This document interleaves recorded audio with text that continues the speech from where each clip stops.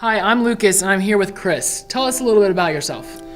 I'm a graduate of Carbondale Community High School, and I'm currently engaged into going to the Honor Academy, and I'm also a musician. Great. How have you seen, quote, open affect your friends? Well, when I was in high school, every time you walked into high school, you would always see a hint of openness in every single extracurricular, every single club, every single classroom, And so when you walk into high school, you can't really escape the openness, especially with your friends. I know with my friends, a lot of them were extremely open-minded, extremely open to darkness and a lot of things that we totally underlook, and yet they can still be extremely dangerous. And so every time I would have to deal with it, I would kind of give in to that openness. And their openness would always affect me sometimes. And so that's how I saw the openness affect my friends. Tell us, how have you had to stand alone for Christ? Every day in high school is a test of your Christianity and a test of your beliefs. Especially when you're in high school, when you're in classrooms and they're teaching ungodliness, you always have to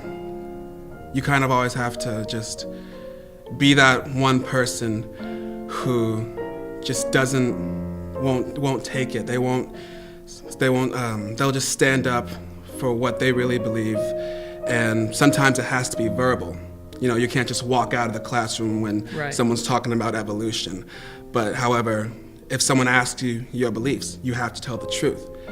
Don't be ashamed of the gospel. Don't be ashamed of Christ. You have to be open to your beliefs. You have to be open.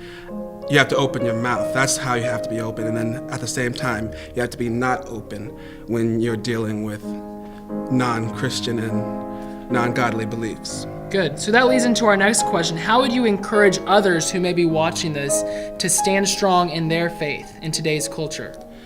Well, one issue that we have as Christians in a totally dark culture, in a society, there's the issue that we're alone in our walk. That we're alone in our walk with Christ, and we're alone in our walk through the darkness of this world. Once believers are encouraged that they are not alone, that they do have somebody, that they're not the only person struggling with this, that they're not the only person who's been through this, then that'll definitely encourage them to stand up.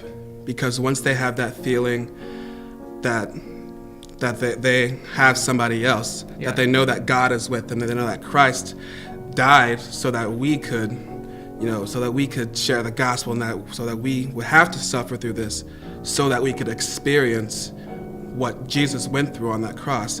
Once we understand that, then it's not going to be easy. It'll be simple, but it won't be easy to stand up for the gospel and stand up in our schools and our universities and in our society as a whole. Chris and I are here today, and we want to encourage you to join the Not Open Revolution. I'm Chris Cohen, and I'm not open.